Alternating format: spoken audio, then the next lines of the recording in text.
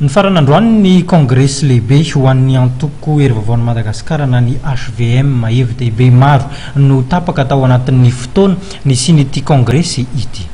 Teboka maro no nisongadina nandritry ny fotoam-pamaranana ny congrès national ny antoko HVM io ariva io teny amin'ny Futura Andranomena. Anisan'ny fanarahan'ireo mpizaika raha ny voalaza ny fametrahana ny ratsamangaika ny antoko manerana ny nosy. Ho ataontsika aloha dia ny fanamafisana ny fametrahana ny antoko any amin'ny faritra misy antsika avy any. Fanambiny efa nataontsika efa azontsika zao fa vitantsika ny fanamby voalohany nanaovana ity Fionnambe teto Antananarivo ity tao anatin'ny latsaky ny enim-bolana fotsiny taorianany naterahan'ny antoko. Fanamby zay hoentsika amin'izay ho avy zao zany dia fantatra raha izao zavatra miseho izao fa tokony vitantsika satria izay no iarahantsika ato izay no atao iarahantsika eto. Ilaina raha ny voalazan'ny Premier ministre lehibe ny gouvernemanta izay nanome voninahitra ny lanonana ny fitandremana sy ny fifanajana mba hanjakan'ny demokrasia.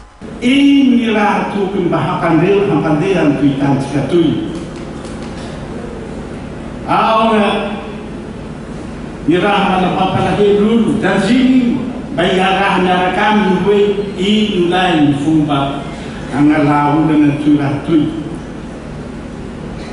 Président olo manaja olo fatsika koa tsy maintsy manaja olo.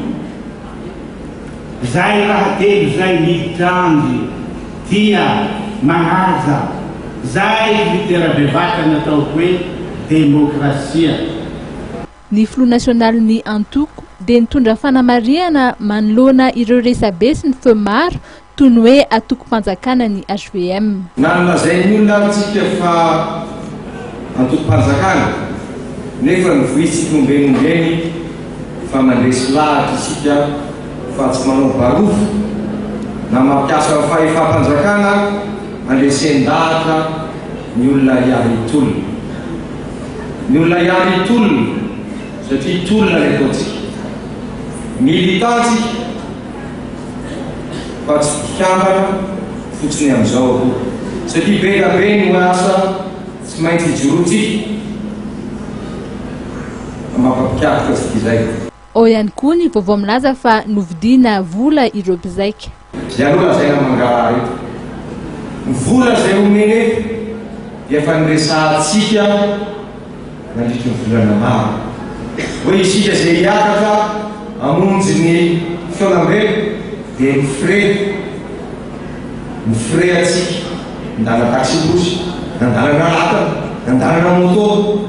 Zay no avirony ny antoko. Miampy ireo solon-tsakafo. Ka raha izany no lazaina fa mividolontsika dia manahirana amin'ny fiarahamonina. Mikasika ny fampihavana-pirenena indray dia nomarian'ny filohan'ny antoko HVM Andriamatoa Rivo Rakotovao fa ny filoham-pirenena ihany no mitarika izany. Fa ny filohantsika zay ray aman-drenin'ny firenena ity no mitarika nyzany fampihavana-pirenena izany. Tsy maintsy izy no mitarika an'izany satria izy no miampy an'izao firaisam-pirenena izao fa voalazantsika omaly zany. Ary tsy mandany io tsika satria eritreretana fa fahendreny zany teo anoloan'ireo ratra maro samihafa teto amin'ity firenena. Tsy mandany zany tsika fa lavintsika kosa dia nanaovana an'io fitaovana anosonozonana amin'ny fitondrana, anirena amin'ny fitondrana mba izarana seza na iverena amin'ny fitondrana. No amafisin'ireo mpitarika HVM fa efa miomana ary vonina ny hiatrika fifidianana ny antoko.